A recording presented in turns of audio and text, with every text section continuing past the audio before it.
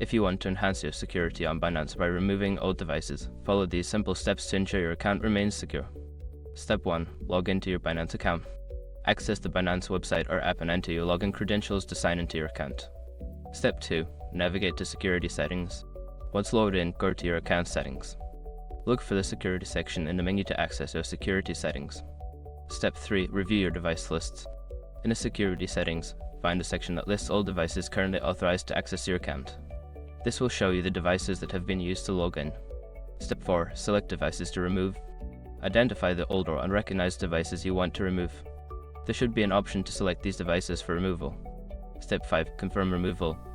After selecting the devices, confirm the removal action. You may need to complete additional security steps, such as entering a verification code, to finalize the process. By following these steps, you can easily remove old devices from your Binance security settings, helping to protect your account. Always remember to regularly check your security settings to keep your account safe.